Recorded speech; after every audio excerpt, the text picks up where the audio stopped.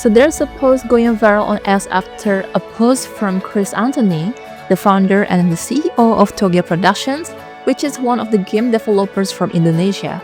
In his post, he talked about his company being contacted by the tax office over an alleged underpayment. Yeah, not exactly the kind of notification you want to wake up to. So in his post, he explained that he felt like he was basically being cornered by the tax office over what he described as made-up or unclear regulations. According to him, the situation was frustrating enough that it pushed him to seriously consider relocating Toge Productions to another country. So that's a pretty big statement. Chris went on to explain that his company was labeled as having underpaid taxes because employee salaries during game development were supposedly required to be amortized. According to him, that's where things didn't add up. He said Toge Productions never applied for or even qualified for capitalizing development costs in the first place. So from his perspective, the basis for calling it an underpayment just didn't make sense. But Chris' statement didn't go unanswered. Shinny Aprilia, the co-founder and CEO of Agate, also weighed in on the situation. According to her, it actually reflects international accounting standards, meaning it's part of a broader global accounting framework.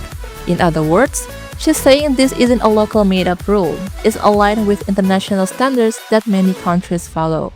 In this case, Shinny also acknowledged that the government's move to adopt international standards isn't necessarily wrong.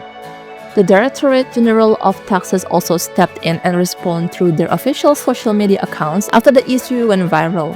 They state that generally speaking, how an expense is treated for tax purposes depends on its characteristics and its useful life.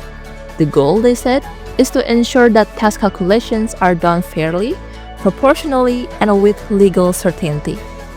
According to him, they provide room for dialogue and clarifications for taxpayers, in line with existing regulations. So from their standpoint, there's a formal process in place, and companies are given the opportunity to discuss, explain, and resolve any issues through that system. So what do you think? Was this just a misunderstanding of accounting rules, or does this highlight a deeper issue in the system?